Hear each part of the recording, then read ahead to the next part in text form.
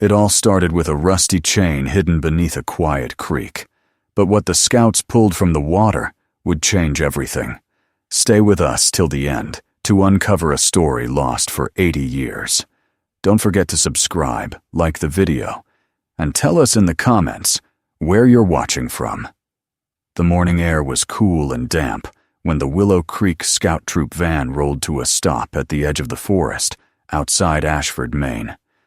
Mist clung to the trees, curling between the pines like drifting smoke. The ground was slick from last night's rain, and the faint rush of the nearby creek whispered through the stillness. For the 12-year-old scouts, it was the kind of place that promised both adventure and trouble. Ethan Cole jumped out first, his boots sinking into the soft earth. His heart always quickened at the start of a new camping trip. The scent of wet pine, the hum of cicadas, and the low crackle of leaves underfoot made him feel alive. He was the kind of boy who couldn't sit still when something unknown was waiting to be discovered. Mr. Reynolds, their scout leader, stepped out of the driver's seat and clapped his hands together. "All right, boys. Same as always. Tents first, firewood second. Then you can explore. Understood?" "Yes, sir," the group shouted back. Tyler, Ethan's best friend, was already pulling gear out of the van, humming a tune under his breath. "Bet you can't get your tent up faster than me," he said, grinning. Ethan smirked. "You're on." They got to work, laughter breaking the morning silence. The forest around them felt endless, tall trees towering above, their tops vanishing into pale fog. Birds flitted between branches, and somewhere deeper in the woods, a woodpecker's rhythm echoed like a heartbeat. But as the others worked, Ethan's gaze drifted toward the sound of running water. Between the trees, he could see the faint shimmer of the creek, twisting like a silver ribbon. Something about it called to him. Maybe it was the way the light glinted off the surface, or maybe it was the mystery of what lay beneath. Either way, his curiosity was stronger than the rules. "I'm just going to check it out," he said, waving to Tyler. Tyler looked up, frowning. "Don't get caught." Ethan grinned and jogged down the slope, his boots crunching on wet leaves. The closer he got, the colder the air became. The creek was narrow but steady, its water sliding smoothly over stones, carrying with it bits of moss and fallen needles. He crouched at the edge and dipped his fingers into the water. Icy, sharp, alive. That's when he saw it. At first, it looked like a branch trapped under the surface, but the shape was too clean, too deliberate. Ethan leaned closer. Beneath the rippling water, something dark glimmered faintly, a thick, rusted chain disappearing into the mud. A chill ran up his spine. It wasn't every day you saw something like that buried in a creek. "Tyler," he called out. His friend appeared a minute later, panting slightly. "What now? Did you find another frog?" Ethan shook his head and pointed. "Look at this." Tyler knelt beside him, peering into the water. When his eyes caught the rusty chain, his grin faded. "Whoa, that's old." "Yeah," Ethan said quietly. "What do you think it's attached to?" Tyler shrugged, but his tone carried excitement. "Treasure chest. Or maybe a sunken car. Or an anchor," Ethan added. They exchanged a look, that shared spark that only two boys with too much imagination and too little caution could have. "Let's pull it up," Tyler said. Ethan hesitated, then nodded. Together they gripped the chain. It was rough and cold, biting into their palms. They dug in their heels and pulled. The chain barely moved, only groaning under tension. Mud swirled in the water, clouding it. "Come on," Ethan grunted. "One more try." They yanked again, harder this time. The chain shifted slightly, then stopped dead, locked in place. "It's stuck," Tyler gasped. Ethan dropped to one knee, catching his breath. "We'll get it. It's not staying down there forever." Behind them, A voice boomed from the hill. "Boys, what are you doing?" They froze. Mr. Reynolds was standing above, hands on his hips, his expression caught somewhere between frustration and curiosity. Sir," Ethan stammered. "We found something. A chain. It's buried in the creek." The scout leader made his way down the slope, careful not to slip on the wet ground. When he reached the water's edge and saw the metal links glinting beneath the current, his brow furrowed. He crouched down, touched it briefly, then stood again. "It's not new," he said quietly. "Could go down pretty deep." "Can we pull it out?" Tyler asked eagerly. Mr. Reynolds hesitated. "Maybe, but we do it properly." Within minutes, the rest of the troop gathered, forming a line along the bank. Mr. Reynolds wrapped a length of rope around the chain and handed it to the boys. "On my count. 1, 2, 3. Pull!" The air filled with shouts and the creak of straining rope. The chain groaned as if something massive was resisting from below. Mud bubbled to the surface, the water turning cloudy. Inch by inch, the object beneath began to move. "Keep pulling," Mr. Reynolds urged. The boys strained, their boots digging into the mud, faces red with effort. Then, with a sudden heave, something large broke through the surface. A cylindrical metal container, coated in rust and silt. It slammed onto the shore with a dull thud, sending droplets of water flying. The troop fell silent.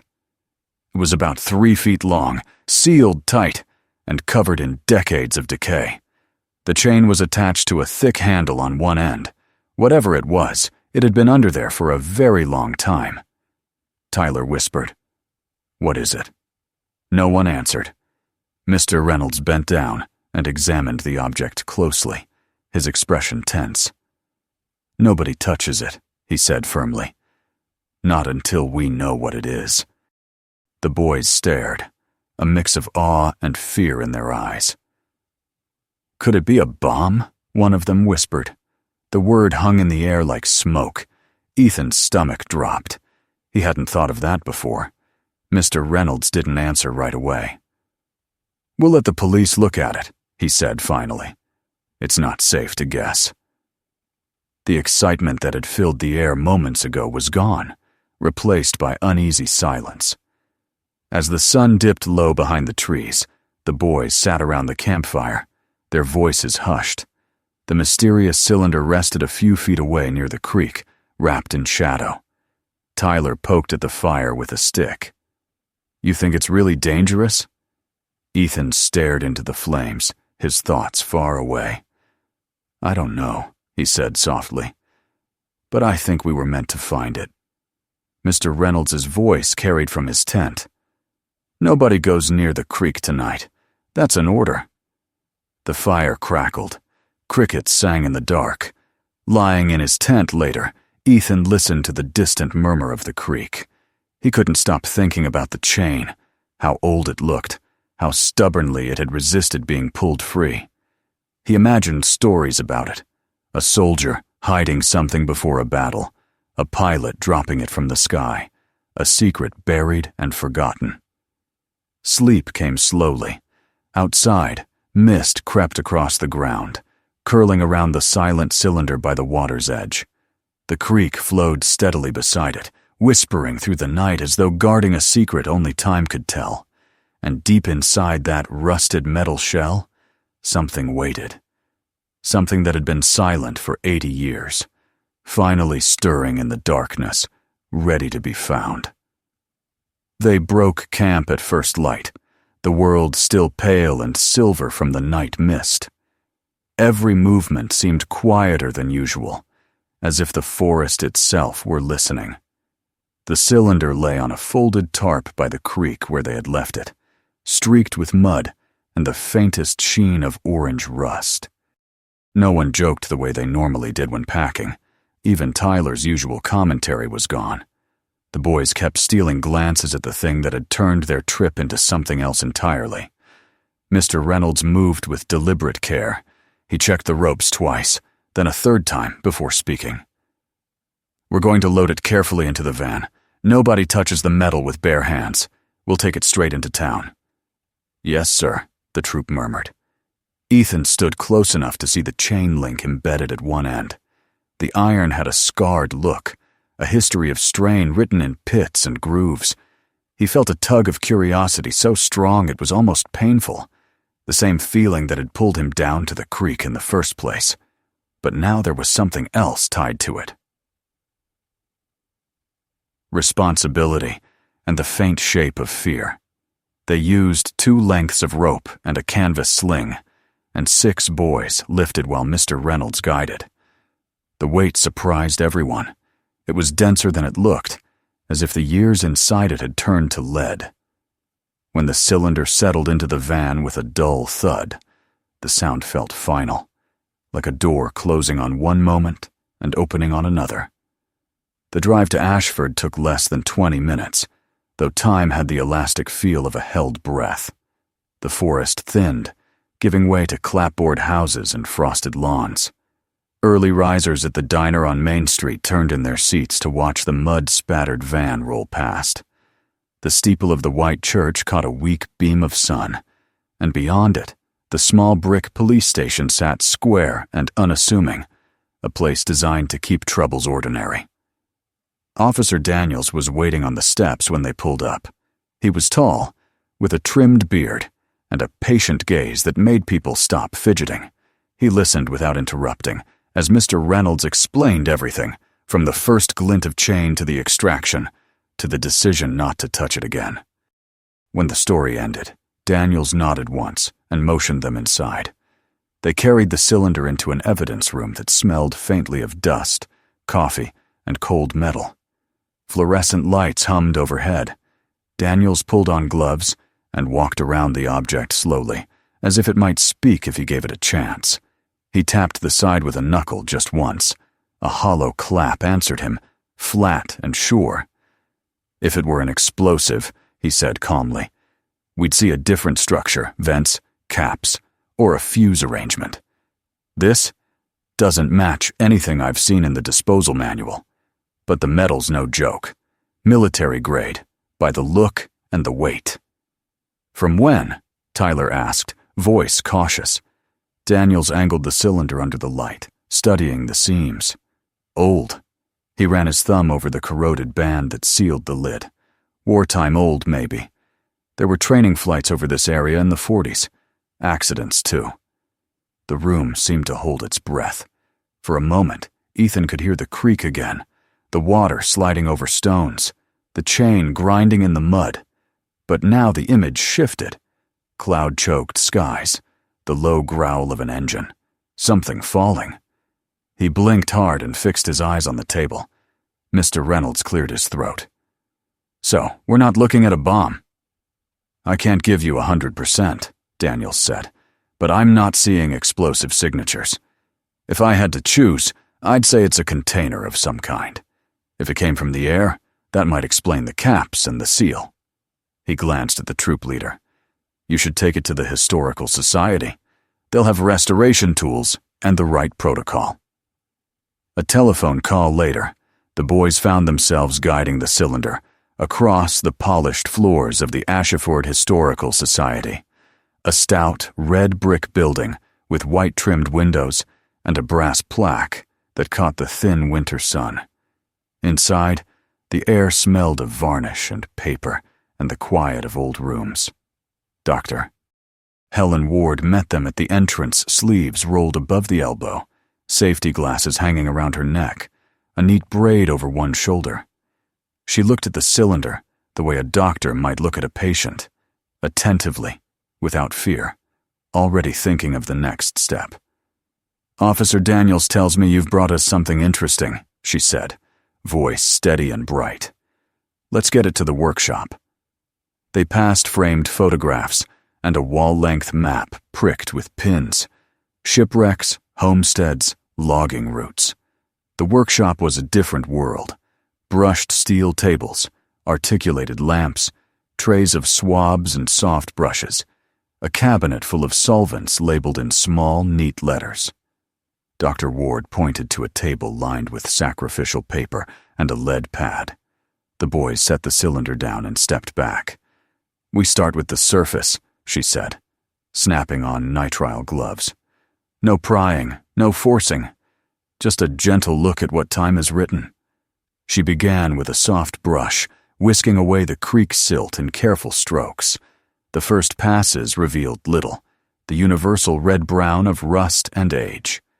But as the minutes stretched and the brush moved, something else emerged beneath the oxidation. Shallow relief, the suggestion of stamped letters sleeping under a thin crust. She paused, switched to a cotton swab dipped in deionized water, and swirled in a tight circle until the surface darkened and cleared. She dabbed it dry. Faint characters surfaced, like a photograph in a tray of developer. U.S., she murmured, following the curve with the pad of her finger. USAR, she cleaned a little farther. U.S. Army. Ethan leaned forward despite himself. The room shrank to the size of that single arc of metal under the lamp. AR mail, Dr. Ward finished, her voice low. She set the swab aside and looked up at Mr. Reynolds and Officer Daniels. And here, another few careful strokes revealed a numeric stamp. 1943. No one spoke. Even the fluorescent hum seemed to dim. Tyler whispered, "It's mail?" Dr. Ward nodded once, the smallest smile stirring under her concentration. "If the markings are original, you pulled a military airmail canister out of a creek." She scanned the seal, the band that cinched the lid closed. These were designed to be weatherproof, carried in planes. If one went down, a sealed container could ride a current farther than wreckage. Ethan felt heat rise to his face. It was not embarrassment, and not pride either. Something sharper, like standing at the edge of a truth that had been waiting for them. He pictured the chain buried in silt, the cylinder motionless, while seasons turned above it. Snowmelt, summer drought, autumn floods, until a pair of small hands tugged, and the past let go. "We'll need to clean more before we can make decisions," Dr. Ward said, returning to the work. "The seal is intact, but fragile. If we rush it, we risk damaging what's inside." "What if there's nothing?" one of the younger scouts blurted, and then flushed at his own boldness. "Then we document an empty container with historic provenance," Dr. Ward replied gently. "But I've learned not to bet against the stubbornness of paper and wax when they're properly sealed." They worked by lamps that chased the last of the morning gloom from the corners. Dr. Ward cleaned in arcs no larger than a thumbprint, and with each patient circle, the cylinder surrendered a little more of its story. Ethan tracked the shapes as if they were constellations. The stamped eagle, a fragment of an inspection mark, the ghost of a manufacturer's abbreviation. He did not speak. He felt instead a pressure in his chest, as if the room itself were gathering breath. By noon, the visible text was documented in crisp photographs. The seal, chalked and stabilized, lay like a thin ridge along the seam. Dr. Ward straightened, removed her gloves, and rotated her shoulders. "All right," she said. "We've come as far as we safely can today." "Can't we open it?" Tyler asked, and half the troop nodded along before catching themselves. The question felt large and fragile in the air. Dr. Ward tipped her head. "I understand the urge, but the metal's been in a cold river for decades. We brought it into a warm room a few hours ago. That means moisture cycling in every tiny cavity. If we force the seal, we could tear whatever is inside, or create condensation that will finish what time mercifully didn't. It needs to dry slowly, and the seal should be eased in stages." "How long?" Ethan asked, hating the impatience he heard in his own voice. "Overnight," she said. "First stage. Tomorrow morning we'll reassess. If the seal yields, we open in an inert environment. Cameras running, gloves on, gentle as breath." Officer Daniels checked his watch. "I can assign a patrol to the building after hours," he offered. "Thank you," Dr. Ward said. "We'll set the environmental cabinet to hold steady humidity." She looked at the boys one by one, as if memorizing the names of those who had brought the object to her table. "You did the right thing. You found something rare, and you treated it with respect. That matters." They lingered a few minutes longer, watching as the cylinder disappeared into a clear-fronted cabinet that glowed softly from within, like putting a candle into a glass lantern. The door latched with a quiet click. The room seemed to exhale. Outside, Ashford had shrugged into afternoon. The diner had a line out the door, and a delivery truck idled by the grocer with a rattling patience. The ordinary life of the town moved on, untroubled by the knowledge that a sealed portion of 1943 now sat humming softly in a case 2 blocks over. For the boys, it felt like walking under a secret sky. On the way back to camp, conversation rose and broke like small waves. "What if it's maps?" someone said. "Or flight logs," another offered. Tyler, irrepressible even in reverence, said quietly, "Gold Bar would fit in there." Mr. Reynolds's eyes met Ethan's in the rearview mirror. He didn't scold or tease. He just let a small smile crease his face and said, "Whatever's inside, it will be what it's meant to be." They reached the forest as the sun tilted west. The tents still stood under the pines, taut ropes beaded with moisture. The boys chopped kindling and stacked wood, and the rituals of camp mended the thin tear in the day.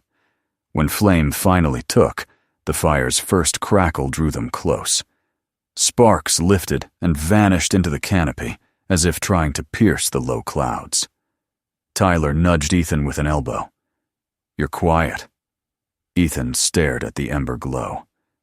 "I keep thinking about the markings. U.S. Army airmail.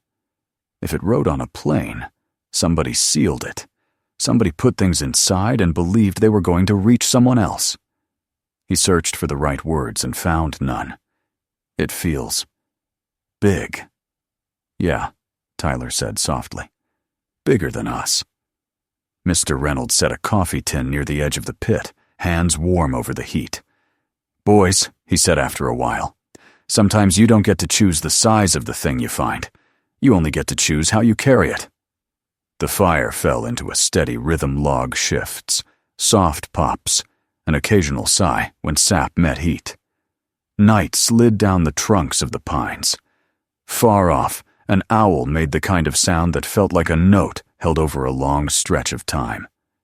The creek went on saying its secret syllables to the stones. When the others drifted to their tents, Ethan stayed back, feeling the day's impressions settle into something like understanding. The fear that had nipped the edges of his curiosity had softened, replaced by a sense of nearness to a threshold.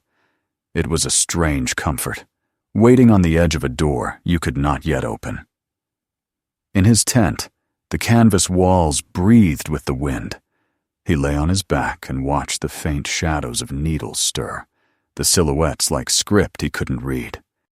He tried to imagine the hands that had stamped the numbers into the metal, the faces that had lifted canisters into a plane's belly, the pilot watching rain smear across the glass.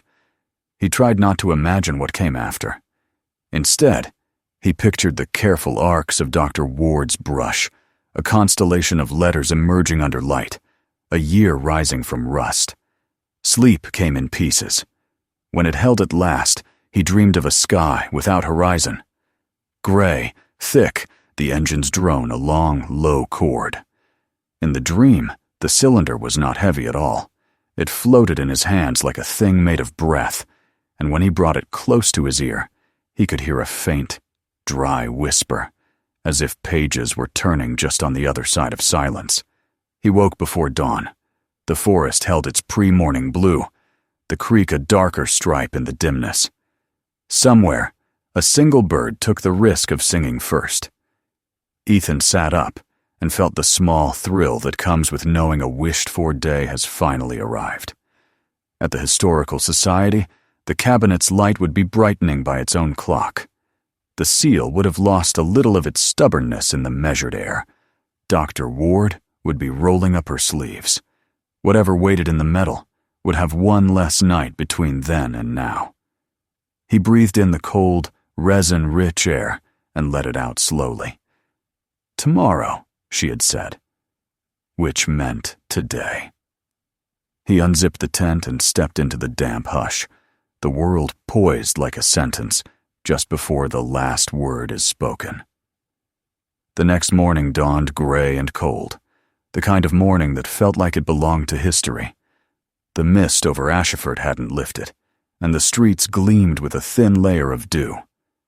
When the Willow Creek troop van pulled up to the Historical Society, Ethan's heart was already racing. Dr. Ward was waiting by the door, clipboard in hand, her hair tied back tighter than the day before. "Good timing," she said, her breath visible in the chill. The humidity levels held steady all night. "We're ready." The boys followed her through the museum's echoing corridors. The quiet was deeper than yesterday. No chatter, no footsteps from tourists, just the faint hum of fluorescent lights. When they entered the workshop, the cylinder was already on the table beneath a focused lamp. Its surface looked different now, less like a relic, more like something alive. Ethan's stomach fluttered. Every scrape of a stool or brush of cloth seemed to echo too loudly. Tyler whispered, "You think it's treasure?" Ethan shook his head slowly. "I think it's something better." Dr. Ward pulled on her gloves and adjusted the light. "We'll do this slowly," she said. "We've loosened the outer layer, but the inner seal could still be holding moisture. Whatever's inside hasn't seen air for almost 80 years. We have to let the past breathe carefully." Mr. Reynolds stood with the troop behind a cordon rope, his usual calm expression tinged with anticipation. The boys leaned forward, barely blinking. The first twist of the metal clamp let out a sharp, high-pitched squeal. Rust crumbled and fell away in tiny red flakes. One of the technicians steadied the base as Dr. Ward eased a tool under the seam. "Almost there," she murmured. Another twist, another sound, this time a hiss, faint but clear, like the release of trapped breath. Everyone in the room went still. A wisp of air escaped the container, carrying with it a faint smell. Metallic, old, and something else beneath it, like paper that had slept too long. Dr. Ward's voice dropped to a whisper. "We're in." She carefully lifted the lid. A dry rustle filled the air as the contents shifted slightly. Inside was a bundle wrapped in waxed cloth, dark brown and stiff with age. Dr. Ward motioned for the assistant with the camera.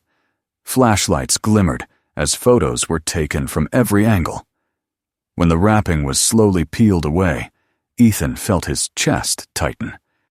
Beneath the cloth lay a stack of envelopes, dozens of them, tied together with thin frayed string.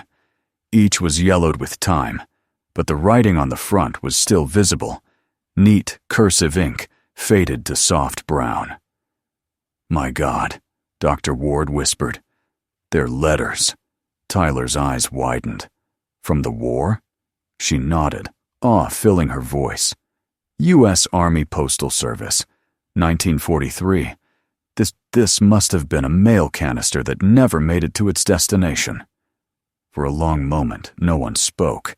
It was as though the room itself had fallen under a spell. Dr. Ward selected one letter with trembling fingers and slid it halfway out of its envelope. The paper was thin and brittle, but still held firm. "We'll read just a small portion," she said quietly, "for documentation." The ink was dark, the handwriting elegant, the words slanted and careful. "My dearest Anna, we leave for the coast tomorrow. The rain hasn't stopped in days, but I keep your picture close to my heart. When I look at it, I feel warm again. Tell little Ben he'll have his kite back soon. Love always, James." Her voice wavered. The silence that followed felt endless, The fluorescent light hummed overhead. Tyler swallowed hard, whispering. He never sent it, did he? Dr. Ward folded the letter gently and placed it back. No, she said softly. He didn't. This entire canister must have been lost in transit, possibly from a plane crash. There were reports of a postal flight that vanished near here in 1943. Mr. Reynolds nodded slowly. A piece of time that slipped away. Ethan stepped closer, unable to look away. Each letter seemed to hold a pulse, a voice suspended mid-sentence. He imagined soldiers on the runway, laughing, writing, not knowing they'd never make it home. The air around the table felt heavier, as if the ghosts of their words had returned to listen. Dr. Ward turned another letter toward the light. This one's addressed to Mrs. Eleanor Grayson, Ashford, Maine. Ethan's head snapped up. That's... Here, he said. That's our town. She smiled faintly. Indeed it is. Perhaps one of your own townspeople once waited for this very letter. The realization rippled through the group. These weren't just historical artifacts. They were personal, intimate pieces of people's lives that had vanished. We'll catalog every one of them, Dr. Ward said, her professional tone returning. Each envelope, each name, if any addresses still exist, we'll try to find the families. Mr. Reynolds placed a hand on Ethan's shoulder. You boys might be part of something remarkable. Ethan barely heard him. His eyes stayed fixed on the letter addressed to Mrs. Grayson. The inked name seemed to glow faintly under the lights, as if calling out through the decades. That evening, back at camp, the forest felt different. The creek that had once whispered like any other stream now sounded like a heartbeat. The air was colder, the fire quieter. Tyler threw a stick into the flames. So what do you think's gonna happen now? Ethan stared at the reflection of the firelight in the creek. I think, he said slowly, we found something people were meant to remember. The words hung in the air. Above them, stars pushed through the fog one by one. The forest seemed to listen. Down by the water, the rusted chain that had once hidden the cylinder glimmered faintly under moonlight. It no longer looked mysterious or dangerous, only sacred, a bridge between the living and the forgotten. And though the camp settled into silence, Ethan lay awake long after everyone else had drifted to sleep, hearing in his mind the faint whisper of pages turning in the dark voices, patient and eternal, waiting for the world to finally hear them again. The following week brought a different kind of excitement to Ashford. The story of the Willow Creek letters had already spread through town, first by word of mouth, then across local news stations. People began stopping Ethan and the other scouts on the street, asking questions, offering help, wanting to know if their own relatives might be among the names in the lost mail. Inside the Historical Society, the quiet workshop had turned into a place of purpose. The tables were now covered in stacks of envelopes, each labeled, numbered, and carefully logged. Dr. Ward had assembled a small research team, but the scouts were there every afternoon after school, eager to assist. Ethan felt older somehow, as though time itself had entrusted him with a task. Remember, Dr. Ward told them, her tone gentle but firm.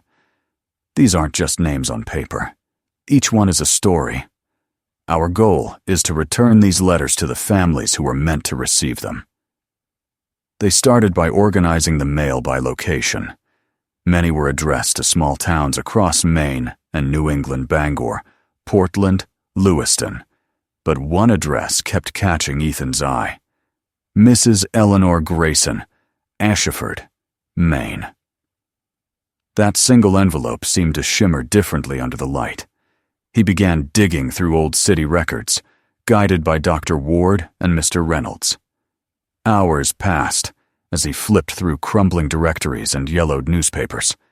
Then, one afternoon, he froze. There it was, a listing from 1953. Eleanor Grayson, resident of Ash Street, Ashford. His pulse quickened. "I found her," he whispered. Mr. Reynolds leaned over his shoulder. "Good work, Ethan. Let's see if any family remains." They followed the trail to the town archives, where an older clerk helped them search through birth and marriage certificates. Eventually, a name surfaced. Claire Grayson, granddaughter. An address followed. The next morning, Ethan and Mr. Reynolds drove to the outskirts of town. The road wound past tall oaks and quiet cottages before stopping at a modest two-story house covered in ivy. Ethan clutched the envelope inside its protective sleeve the entire way there. The paper inside had survived storms, decades, and silence. Now it was about to complete its journey. A woman in her 30s opened the door. She had warm eyes and a cautious smile. "Can I help you?" Mr. Reynolds stepped forward. "Ms. Grayson, my name is Daniel Reynolds. This is Ethan Cole. We're with the Willow Creek Scout Troop. We believe we have something that once belonged to your family." Claire blinked, confused, then glanced at the clear sleeve in Ethan's hands. "A letter?" she asked softly. Ethan nodded. "From your grandfather." She hesitated, her voice trembling. "My father never knew his dad. He died in the war." Ethan held the letter out to her. He wrote this, in 1943. Claire's hands shook as she accepted it. The three of them sat at her kitchen table, sunlight spilling through lace curtains. The air was still, heavy with the weight of years. Slowly, Claire unsealed the envelope, sliding out the fragile sheet. She unfolded it carefully and began to read aloud. "Tell our boy I'm proud of him. If I don't make it home, let him know his dad was thinking of him every single day." Her voice broke. Tears welled in her eyes as the words filled the room. For a moment, time stopped. The silence that followed wasn't empty. It was full, alive, like the past had finally arrived. When she finished, Claire pressed the paper to her chest. "He never got to read this," she whispered, "but I did. And I'll show my father tonight. You've given us something we thought we'd lost forever." Ethan couldn't speak. The letter suddenly felt heavier than metal, more powerful than anything they had found in that creek. Mr. Reynolds nodded solemnly. Sometimes the smallest discoveries carry the biggest truths. By the end of that week, more families had been found. One letter reached a woman in Portland, whose grandfather's handwriting she hadn't seen since she was a child. Another went to an elderly man in Bangor, who broke down as he read his brother's last words. Each delivery brought tears, laughter, and gratitude. Reporters arrived with cameras and microphones, but Dr. Ward made it clear. This isn't about headlines. It's about connection. Ethan and Tyler continued helping at the museum, sorting, verifying, and delivering. Tyler joked once, "Guess we're ghost postmen now." But even he said it softly, reverently. They both knew the truth in it. The town began calling the effort the Willow Creek Letters Initiative. Donations poured in, volunteers offered to trace family trees, and the Historical Society announced plans for an exhibition once every letter had reached its rightful home. One evening, as the sun dipped behind the trees, Ethan stood by the creek again. The water flowed quietly over the same stones where he'd first seen the chain. Only now, it no longer felt mysterious. It felt sacred. Mr. Reynolds joined him, hands in his coat pockets. "You know, Ethan," he said, "you did more than find an old cylinder. You gave people their memories back." Ethan looked out at the fading light. "We all did," he said. "The creek just kept them safe until we were ready." The forest rustled softly in reply. Somewhere, in the fading echo of running water, it almost sounded like a whisper. 1,000 quiet voices, finally saying, "Thank you." Winter came quietly to Ashford, wrapping the little town in white silence. Snow blanketed rooftops, muffled streets, and softened every sound except the crunch of boots and the distant chime of church bells. For months, Ethan and the scout troop had worked side by side with Dr. Ward and her team, helping return letter after letter to the families they were meant for. Now, at last, the day had come to reveal their work to the world. The Historical Society stood at the heart of Main Street, transformed. The banners outside read, "The Willow Creek Letters." Voices returned from 1943. People gathered on the steps, brushing snow from their coats, waiting to go in. Inside, the air was warm and alive with quiet conversation.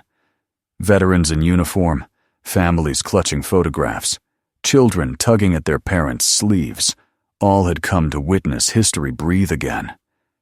Ethan stood near the entrance in his scout uniform, his badge polished bright, his shoes newly cleaned but already damp from the snow. He had seen the exhibit the night before, when the lights were low and the rooms empty. Yet now, surrounded by people, it felt completely different. Bigger. Real. Alive. Tyler was beside him, tugging at his collar. "I can't believe it," he whispered. "That thing we pulled out of the creek. It's right there in the center of the room." And there it was. The rusted metal cylinder, now cleaned and sealed in a glass display case. A plaque read, "Recovered from Willow Creek, Ashford, Maine. Discovered by Troop 42, 2024. Around it, letters were displayed in neat rows, each framed alongside photographs of the soldiers who had written them. The soft glow of the lamps made the paper gleam like something sacred. Dr. Ward greeted visitors near the podium. She had exchanged her lab coat for a dark blue suit, but her hand still moved with the same quiet energy as when she worked with the artifacts. Mr. Reynolds stood a few steps away, the proud but modest smile of a man who had seen something rare take root. When the crowd settled, Dr. Ward stepped forward and began to speak. "Ladies and gentlemen," she said, her voice steady and clear, "what you see here today began with two curious boys, a chain buried in the mud, and a creek that refused to forget. Inside this cylinder were 73 letters, messages written by American soldiers during World War II. Messages of love, hope, and faith that never reached their destinations. Until now." A murmur passed through the crowd. Ethan felt his chest tighten. Every word felt like it belonged to all of them. Mr. Reynolds took the microphone next. "When we first found that cylinder," he said, "we thought it was something dangerous, a weapon, maybe. In a way, it was. But not the kind we expected. It was powerful because it carried truth.